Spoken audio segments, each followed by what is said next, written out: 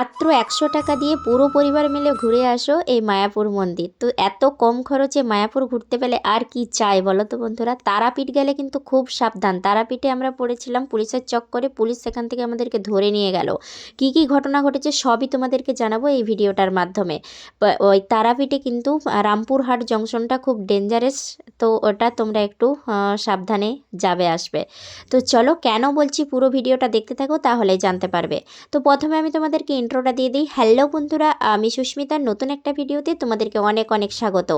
মায়াপুর আমরা এত কম খরচে কী করে পৌঁছে গেলাম সবটাই জানাবো। দাঁড়াও আগে প্রথম থেকে শুরু করি। তো চলো, 8টার হাওড়া কাটোয়া লোকাল ধরে আমরা এখন যাব নবদ্বীপ ধাম স্টেশনে। তো নবদ্বীপ ধাম স্টেশনে আমরা পৌঁছে গেছিলাম 10:30 11টা অবধি। তারপর ওইখান থেকে আমরা টোটো করে নিয়েছিলাম, 2টা টোটো করেছিলাম। আমরা 8জন ছিলাম, পুরো পরিবার ছিল। তো 700 টাকার মতো নিয়েছিল। তো আমরা নবদ্বীপটা আগে ঘুরে নিয়েছিলাম। এই নবদ্বীপে এসে দেখতে পেলাম জীবন্ত হরিণ, তারপর দেখলাম বড় একটা শিব মন্দির। তারপর এইখানে কিছু কিছু দেখে নিয়েছিলাম নবদ্বীপের যেগুলো বিখ্যাত। নবদ্বীপে একটা কুল গাছ আছে, সেটা অবশ্যই দেখো, গৌরাঙ্গের লাগানো, গৌরাঙ্গ মহাপ্রভুর লাগানো। তো চলো, দেখো এটাই হলো সেই 108 ফুটের শিব মন্দির। এই যে বলো হর হর মহাদেব। তারপর এখানে সোনার গৌরাঙ্গ দেখেছিলাম নবদ্বীপ ধামে এসে। তারপর আমরা পৌঁছে গেছিলাম হচ্ছে মায়াপুর পৌঁছেছিলাম। আমাদের পৌঁছাতে 2টা বেজে গেছিলো। তো এবার তোমাদেরকে বলি, তো নবদ্বীপ ধাম থেকে 20 টাকা করে টোটো নেবে ফেরিঘাট আসতে। ফেরিঘাটে ওখানে লঞ্চের টিকিট 10 টাকা, নৌকাতে 5 টাকা। তো আমরা লঞ্চেই কেটেছিলাম 10 টাকা দিয়ে। লঞ্চ পার করে যখন মায়াপুরে আসলাম, মায়াপুর থেকে মায়াপুর মন্দিরে যেতে ওইখানে টোটো ভাড়া নিয়েছিল 10 টাকা করে। তারপর আমরা মায়াপুরে এসে প্রসাদ খেয়ে নিয়েছিলাম সুলভ কিচেন থেকে। আমরা প্রসাদ খেয়ে নিয়েছিলাম মাত্র 50 টাকা দিয়ে। আর অপরূপ ছিল সেই প্রসাদের স্বাদ। 2-3টে সবজি ছিল, ডাল ছিল, ভাত ছিল, পাঁপড় ছিল। তো তারপর আমরা মায়াপুরে একদিনের জন্য থাকবো। সেই জন্য আমরা রুম নিয়ে নিয়েছিলাম। তোমরা কিন্তু একদিনেই ঘুরে যেতে পারো। আর রুমগুলো দেখো কত বড় বড়। আর নিয়েছিল হচ্ছে 250 টাকা করে। এটা ছিল নিত্যানন্দ কুটির। গৌরাঙ্গ কুটির এর থেকেও দাম কম, মাত্র 100 টাকা 150 টাকার মধ্যে তোমরা পেয়ে যাবে। আমরা এখানে থেকেছিলাম তাই রুমটা আমাদেরকে ভাড়া নিতে হয়েছিল। তারপর ওইখানে প্রসাদ খেয়ে তোমরা 3টে অবধি বেরিয়ে যাবে মায়াপুরের শ্যামকুণ্ড, রাধাকুণ্ড দেখতে, নিতাই গৌরাঙ্গের জন্মস্থান দেখতে, মাসবাড়ি দেখতে। ওইখান থেকে টোটো ভাড়া পার হেড নেবে 40 টাকা করে। তো পুরো দেখে নেবে। তারপর মায়াপুরের ভেতরে দেখে নেবে গোশালা, আরও যেগুলো দর্শনীয় স্থান আছে সব দর্শন করে নেবে। তারপর আমরা একটু রেস্ট করে বিকেলবেলা বেরিয়েছিলাম চারদিকটা ঘোরার জন্য। তার আগে এই যে দেখো মায়াপুরের মন্দিরের এই পেছনের দিকটা দিয়ে নাম সংকীর্তন হচ্ছিল। তো সবাই এখানে হাততালি দিয়ে হরিনাম সংকীর্তন করছিল। তো আমিও সেটাই দেখছিলাম। আর দেখো কত সুন্দর শুনতে লাগছিল। তো চলো, এখন প্রায় সন্ধে হতে হতেই যাই। তারপর আমরা এখান থেকে টোটো ভাড়া করে বেরিয়ে পড়েছিলাম মায়াপুরের যে দর্শনীয় স্থানগুলো আছে সেইগুলো দেখার জন্য। তো একটা টোটো করে নিয়েছিলাম, সবাই মিলে চলে গেছিলাম। তারপর তোমরা এইগুলো যদি দেখতেও না চাও তো মায়াপুরে এসে মায়াপুরের ভেতরটা সব কিছু দর্শন করে নেবে। তারপর তোমরা বাড়ি ফিরে যেতে পারো। তা আমরা যেহেতু পরের দিন হচ্ছে তারাপীঠ যাব, সেহেতু আমরা এখানে রয়ে গেছিলাম।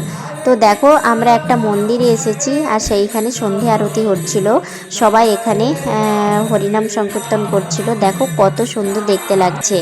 তো এখানে বাচ্চাটাকে কোলে নিয়ে হরিনাম সংকীর্তন করছে দেখো। তারপর আমরা ফিরে এসেছিলাম দেখতে দেখতে 8টা অবধি। তারপর এখানে ভেজ বিরিয়ানি খেয়ে নিয়েছিলাম। ভেজ বিরিয়ানি দোকান থেকে খেয়েছিলাম, খুব সুন্দর টেস্ট ছিল। তো যাই হোক, পরদিন সকালবেলা আমরা 5:30 অবধি বেরিয়ে পড়েছিলাম তারাপীঠ যাবার উদ্দেশ্যে। তো এখানে লঞ্চ শুরু হয় সকাল 6টা থেকে। তো আমরা তার আগেই এসে পৌঁছে গেছিলাম। তো একটু আমাদেরকে ওয়েট করতে হয়েছিল। তো যাই হোক, আমরা এখন লঞ্চে চেপে পড়েছি। লঞ্চটা ছেড়েও দিয়েছে। আর ওই দিন ছিল প্রচণ্ড কুয়াশা। তো সেই জন্য সবাই যে ওই লঞ্চ থেকে যে মায়াপুরের মন্দিরে ভিডিওটা ক্যাপচার করে সেটা আমি করতে পারিনি প্রচণ্ড কুয়াশার কারণে। তো দেখো এই দিকে দুটো নদী একসাথে মিলিত হয়েছে। আর দুটো নদী নদীর জল পুরো আলাদা আলাদা বোঝা যাচ্ছে, একটা সাদা একটা নীল। তো খুব সুন্দর দেখতে লাগছিল, এই দৃশ্য সবাই দেখছিল। আর সেই দৃশ্য উপভোগ করতে করতে আমরা এখন ফেরিঘাটে চলে এসেছি।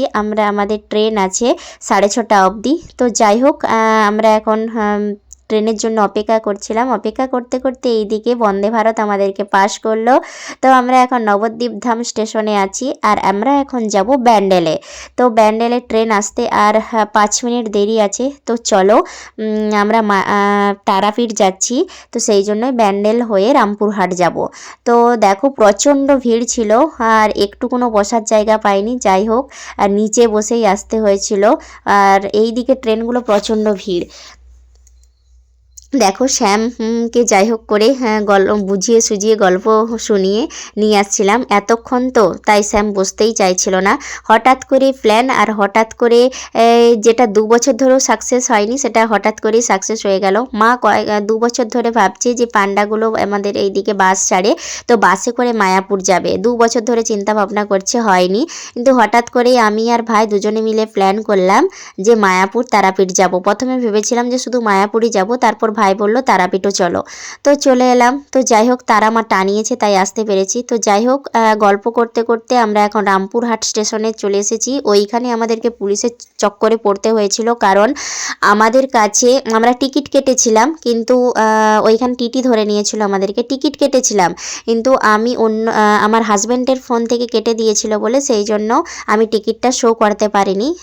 রেল ওয়ান অ্যাপ থেকে কেটেছিল, তাই টিকিটটা শো করাতে পারিনি। সেই জন্য আমাদেরকে 1 ঘন্টা বসিয়ে রেখেছিল, আর পুরো পরিবারকে আমাদেরকে নাজেহাল হতে হয়েছিল। তাই খুব সাবধান, রামপুরহাট স্টেশনে টিটি ধরতে পারে, তাই তাদের চক্করে পড়ো না। তো চলো, আমরা এখন একটা হোটেলের মধ্যে ব্যাগ রেখে দিয়েছি। আমরা এখন তারাপীঠ যাবার রাস্তায় চলে এসেছি। এখান থেকে মায়ের পুজো দেবার জন্য মালা কিনে নিলাম, জবা ফুলের মালা। এখানে ফুলের মালাগুলো খুব সুন্দর সুন্দর বিক্রি হচ্ছিল। তো চলো, এইদিকে পান্ডা ধরে নিয়েছিলাম। পান্ডার আবার ধরে ও চাইছিল যে ও নিজে পুজো দিয়ে চলে আসবে, আমাদেরকে শুধু এসে ফুলের ডালিটা ধরিয়ে দেবে। কিন্তু আমরা সেটা চাইনি। আমরা 1.5 ঘন্টা ধরে লাইন দিয়ে আমরা পুজোটা দিয়েছি। কিন্তু পান্ডা হলে ও নিজে দিয়ে চলে আসতো, আমরা সেখানে কিছুই করতে পারতাম না। ও এসে আবার ফুলের ডালিটা আমাদের হাতে ধরিয়ে দিত। তার থেকে ভালো আমি 1.5 ঘন্টা 2 ঘন্টা ধরে লাইন দিয়ে মায়ের সামনে থেকে মায়ের দর্শন করব, এটাই ভালো। তো চলো, এইদিকে আমরা এখন 1.5 ঘন্টা 2 ঘন্টা লাইনে দাঁড়িয়ে আছি। আর দেখো, আমাদের হাতে ডালা ছিল, আর এইদিকে নানা রকম মায়ের জন্য সব কিছু বিক্রি হচ্ছিল। এখান থেকে তোমরা চাইলে কিছু কিনতেও পারো। আর হ্যাঁ, আমাদেরকে যে টিটি ধরেছিল, টিটির চক্করে পড়েছিলাম, সেখানে আমাদের প্রচুর টাকা ফাইন হয়ে গেছে। তাই ওইখানটায় খুব সাবধান। তো যত টাকা না টিকিট ছিল তার থেকে বেশি আমাদের কাছে ফাইন নিয়ে নিয়েছিল। তাই বারবার বলছি, রামপুরহাট স্টেশনটা তোমরা একটু দেখে শুনেই থেকো, টিটির চক্করে পড়ো না। তো যাই হোক, 4:30 অবধি আমাদের এইখানে পুজো দেওয়া হয়েছিল। এখানেও মায়ের প্রসাদ খাওয়ানো হয়, সেটা আগে থেকে নাম লেখাতে হয়। সেটা 12টা-1টা অবধি আসলে হয়ে যেত, প্রসাদ পাওয়া হয়ে যেত। কিন্তু আমরা তো অনেক লেটে এসেছি, 3-2:30 বেজে গেছে এসেছি। তারপর পুজো দিয়ে সব কিছু কমপ্লিট করতে 4টে 4:30 বেজে গেছিলো, তাই প্রসাদ পাইনি ওই মন্দির থেকে। তো যাই হোক, মায়ের কাছে গেছিলাম, শুধু 1 সেকেন্ড গেছি আর বাইরে বের করে দিয়েছে, এত ভিড় ছিল, কারণ ওই দিন ছিল শনিবার। তো চলো, এরকম করে যাই হোক মায়ের দর্শন তো হয়েছে। তারপর বাকিটা আশেপাশেরটা চারিদিকে ঘুরে নিয়েছিলাম। আর এই দিকে দেখো, তারপর 4:30টার পর একটা হোটেলে গিয়ে একটা থালি নিয়েছিলাম। এটা 80 টাকার প্লেট ছিল। দেখো, আমরা এখানে খেয়ে নিয়েছিলাম। তারপর আমরা আজকেই ফিরে যাব, তার জন্য আমরা এখন হোটেলে ফিরে গেছিলাম। কিছুক্ষণ রেস্ট করেছিলাম। তারপর এখানে কিছু কেনাকাটা ছিল, যা যা কেনাকাটা ছিল করছিল সবাই।